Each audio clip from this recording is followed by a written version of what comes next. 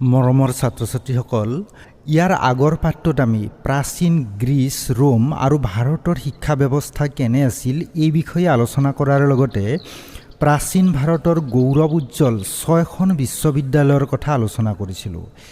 এইবাৰ আমি আলোচনা কৰিবলৈ লৈছোঁ আগৰ কালৰ শিক্ষা আৰু বৰ্তমান কালৰ শিক্ষাৰ উদ্দেশ্য কি, আজিৰ শিক্ষা ব্যৱস্থাই কিয় নতুন তত্ত্বসন্ধানী শিক্ষাৰ্থী উলিয়াব পৰা নাই। শিক্ষাৰ অৱনতিৰ কাৰণ। পৃথিৱীৰ আন উন্নত দেশৰ তুলনাত প্ৰাচীন ভাৰতৰ শিক্ষা ব্যৱস্থা কোনো গুণে কম নাছিল।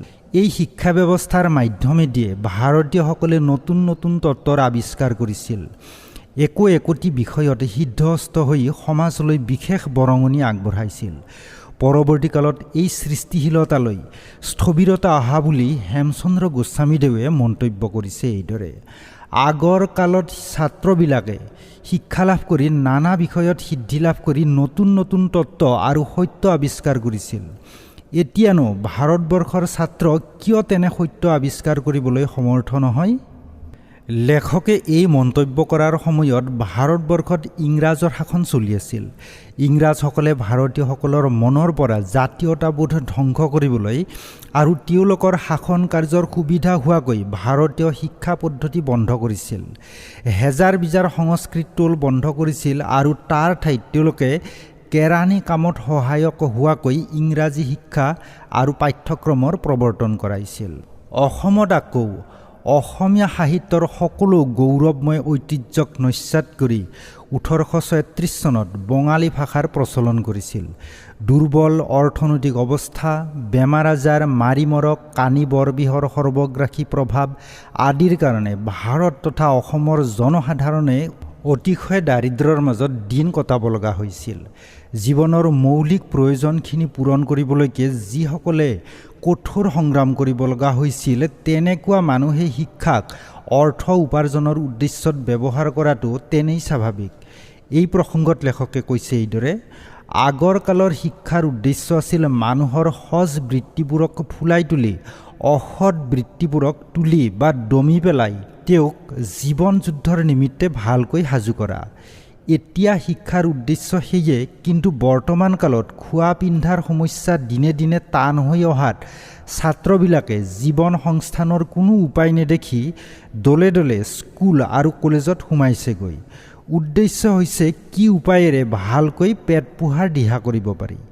এইটো বৰ্তমান কালৰ আৰ্থিক অৱস্থাৰ অৱশ্যম্ভাৱী ফল। শিক্ষাৰ উদ্দেশ্য সংসাৰৰ সকলো মানুহে বিদ্যা, ধন আৰু শক্তি বা ক্ষমতা পাবলৈ ইচ্ছা কৰে। সৎ মানুহে বিদ্যা, ধন আৰু শক্তি পালে তাৰ পৰা সমাজৰ উপকাৰ হয়। অসৎ মানুহে পালে সমাজৰ বিস্তৰ ক্ষতি হয়। সেয়ে বিদ্যাৰ উদ্দেশ্য হ'ব লাগে প্ৰথমে সৎ ব্যক্তিত্ব গঢ়ি তোলা। তাৰ কাৰণে মানুহে জ্ঞান উপাৰ্জনৰ দৰে পবিত্ৰ কাৰ্যত নিজকে নিয়োজিত কৰিব লাগে। গীতাৰ উদ্ধৃতি দি লেখকে কৈছে, ন হি জ্ঞানেন সদৃশং পবিত্ৰমিহ বিদ্যতে।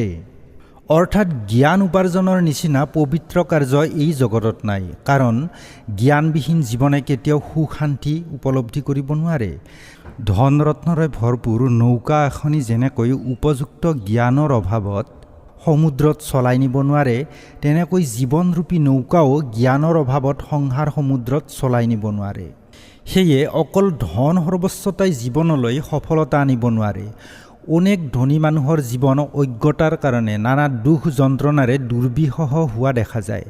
তাৰ তুলনাত কম উপাৰ্জনৰ এগৰাকী জ্ঞানী ব্যক্তিয়ে সফলতাৰে জীৱন ভোগ কৰিব পাৰে, আনৰো হিত সাধন কৰিব পাৰে। অজ্ঞানতাৰ কাৰণে মানুহে কাল্পনিক দুখ, অভাৱ, যন্ত্ৰণা আদি গোটাই লয়। লোভ লালসাৰ চক্ৰত পৰি প্ৰচুৰ ধন সম্পদৰ মাজত থাকিলেও চিৰদিন অভাৱৰ মাজতে কটাব লগা হয়।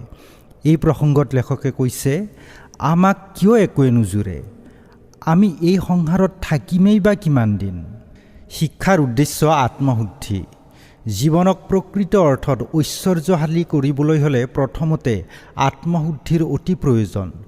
যেনেকৈ যিকোনো খাদ্যবস্তুৱেই শুদ্ধি বা পৰিষ্কাৰ পৰিচ্ছন্নতা অবিহনে অখাদ্যত পৰিণত হয়, তেনেকৈ ধন জনেৰে ভৰা জীৱনো আত্মশুদ্ধি অবিহনে ব্যৰ্থতাত পৰিণত হয়। কাম, ক্ৰোধ, লোভ, মোহ, মদ, মাৎসৰ্য আদি প্ৰবৃত্তিসমূহৰ প্ৰকৃত স্বৰূপ বুজি তাক উচিত পথেৰে নিয়ন্ত্ৰিত কৰিব নোৱাৰিলে জীৱন হতশ্ৰী হয়, অৰ্থাৎ সৰ্বস্ব বিনাশ হয়। ছাত্ৰ জীৱনতে অহা শিক্ষা তথা বিদ্যালাভৰ এই সুযোগৰ সৎ ব্যৱহাৰ নকৰিলে পাছত আৰু সময় হয়তো নাপাবও পাৰে।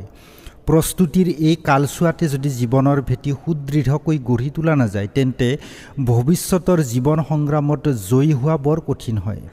এই সংসাৰৰ তিনিটা প্ৰধান নিয়ম মানি চলিবলৈ লেখকে উপদেশ দিছে। সেয়া হ'ল প্ৰথম আহৰণ বা এবজৰ্পশ্যন, দ্বিতীয় হজমকৰণ বা এছিমিলেশ্যন আৰু তৃতীয় ফলদান বা ৰিপ্ৰডাকশ্যন।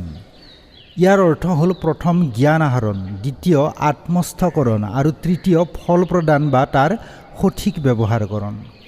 তেতিয়াহে শিক্ষাই প্ৰদান কৰা সৃষ্টিশক্তি ফলৱতী হ'ব। যেনেকৈ এজোপা গছে প্ৰথমে মাটিৰ পৰা সাৰ পানী সংগ্ৰহ কৰি সূৰ্যৰ পোহৰত খাদ্য প্ৰস্তুত কৰি উপযুক্ত সময়ত ফল প্ৰদান কৰে, তেনেকৈ এগৰাকী সফল শিক্ষাৰ্থীয়েও সমাজক সমৃদ্ধ কৰে। এইবাৰ আমি আন এটা প্ৰশ্নলৈ আহিছোঁ।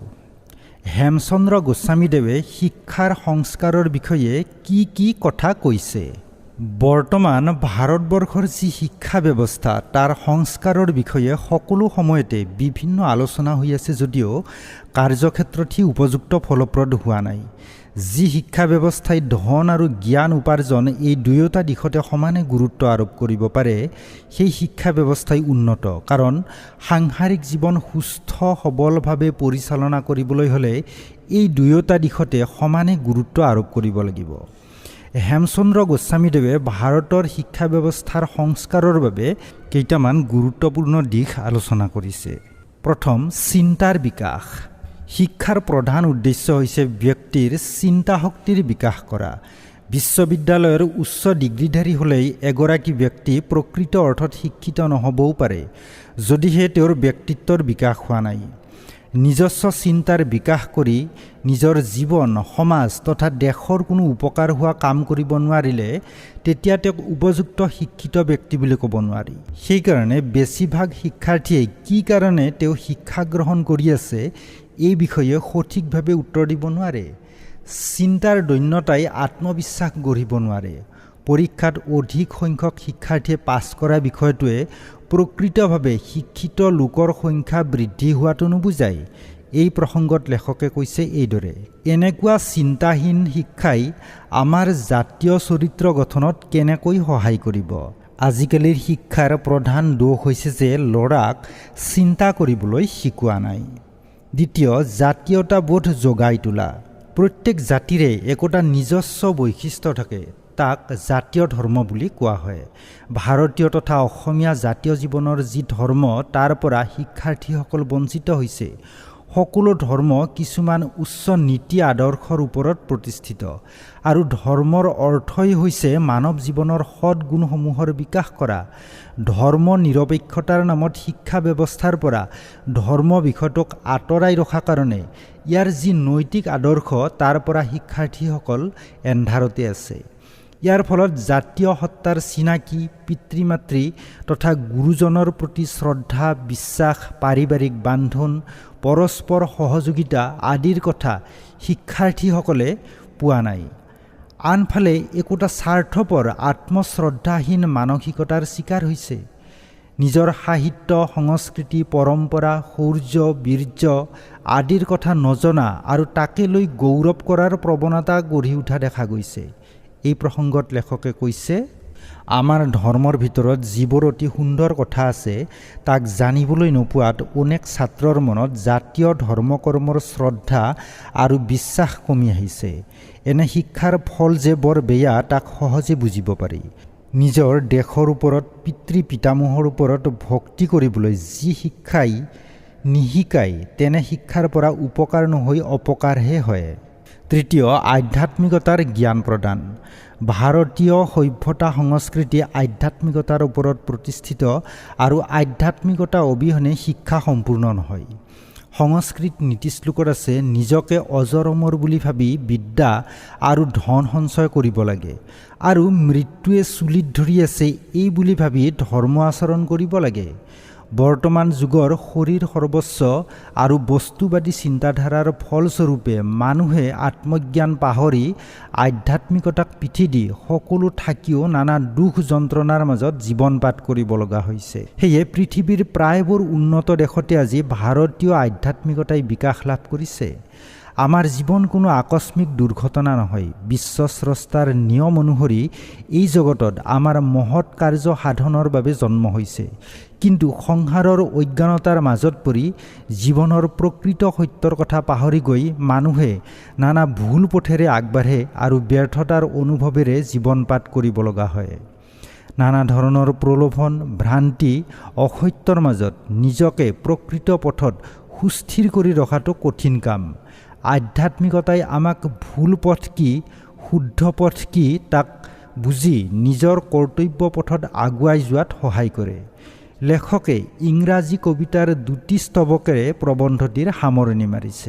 Higher higher will we climb up the mount of glory that our names may live through time in our country story happy when her welfare calls he who conquers he who falls. অৰ্থাৎ তেতিয়া আমি গৌৰৱৰ শিখৰত আৰোহণ কৰিব পাৰিম। দেশৰ ইতিহাসত লিখা থাকিব আমাৰ নাম। কল্যাণকামিতাৰে সদায় আনন্দিত হোৱা, দেখিবা জয় অথবা পৰাজয়ৰ উৰুথত তুমি অৱস্থান কৰিছা। আন এটি স্তৱক হৈছে onward onward may we press through the path of duty virtue is true happiness excellence true beauty minds are of celestial birth make we then a heaven of earth. অৰ্থাৎ সমবেতভাৱে কৰ্তব্য পথেৰে অগ্ৰগামী হোৱা, সৎগুণ আৰু দক্ষতাৰ মাজত আছে প্ৰকৃত আনন্দ। আৰু মনবোৰ যদি সুন্দৰ পবিত্ৰ হয় তেন্তে পৃথিৱীতে ৰচিব পাৰোঁ আমি সৰগ। তোমালোকক কথা এটি জনাব বিচাৰিছোঁ। মই আপলোড কৰা ভিডিঅ' এটাৰ সংবাদ প্ৰথমতে পাবলৈ হ'লে কি কৰিব লাগে? ইউটিউব চেনেলত চাৰ্চ বাটনত গৈ art of life doctor Saroj Kakati এই বুলি চাৰ্চ কৰিবা। মই আপলোড কৰা যিকোনো এটা ভিডিঅ'ৰ সোঁফালে ৰঙা আখৰেৰে লিখা আছে ছাবস্ক্ৰাইব, সেই বাটনটো প্ৰেছ কৰিব লাগে। প্ৰেছ কৰাৰ পিছত বেল আইকন এটা দেখা যাব, সেইটোও প্ৰেছ কৰিব লাগে। বেছিভাগে এই কথাটো জানা, কিন্তু যিসকলে জানিবলৈ মন কৰি আছিলা তেওঁলোকৰ কাৰণে কথাখিনি কৈছোঁ। তেতিয়া ইউটিউব কৰ্তৃপক্ষই ছাবস্ক্ৰাইবকাৰী সকললৈ প্ৰথমেই SMS যোগে ভিডিঅ' এটা আপলোড হোৱাৰ সংবাদ পঠিয়াই দিয়ে। তেতিয়া আৰু আন বন্ধু বান্ধৱীয়ে খবৰটো দিয়ালৈ ৰৈ থাকিব নালাগে। তোমালোকৰ লাগতিয়াল প্ৰশ্নৰ বিষয়ে তলৰ কমেণ্ট বক্সত লিখি জনাবা।